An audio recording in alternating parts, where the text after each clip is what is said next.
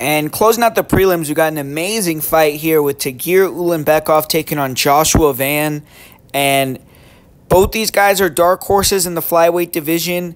Josh Van, 22 years old. I think he's the youngest fighter that's kind of around the title picture outside of Muhammad Mokaev in that weight class.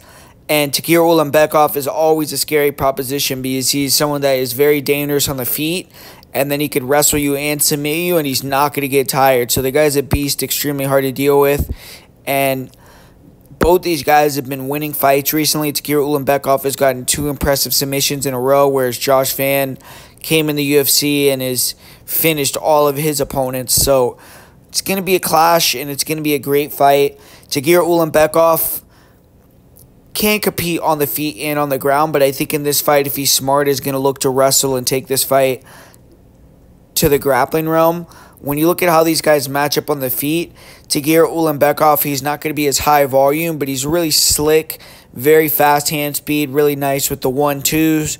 He'll throw knees up the middle, and he has good accuracy, decent power, and he's going to have a 5-inch reach advantage as well. So someone that's tricky because he's going to be moving around, fighting long, pinging you with these straight punches, and he actually has some pop in the hands. And then he could throw a lot of crazy kicks as well. And he also, along with that, if you try to pressure him and be too aggressive, he can mix in the takedown. And his grappling is really high level. He has really good back takes. He has nasty front chokes.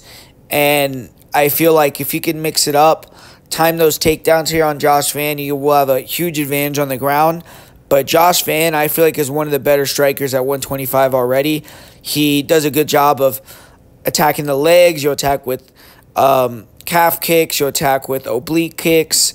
Goes to the body with front kicks, round kicks. Can throw head kicks.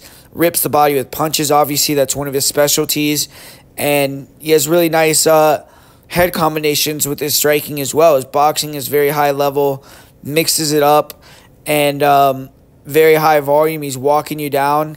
He has been getting hurt in some of these fights early. He doesn't have great defense, doesn't move his head, but has an iron chin, great recoverability, and can just break these guys at the current stage of his career that he's at right now.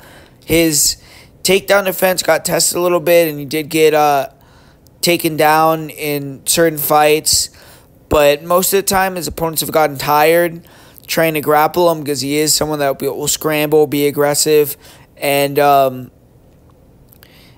not get tired. So Ulanbekov just has to be a little bit cognizant of that, but ultimately I think Ulanbekov has great cardio as well. He has excellent composure, and I just think it's a little bit too soon for Van. I think Van will be back. I think he could potentially be a top 5 guy, maybe even the champion, but I think that Tagir Ulanbekov is going to win this one. I think he could get a submission.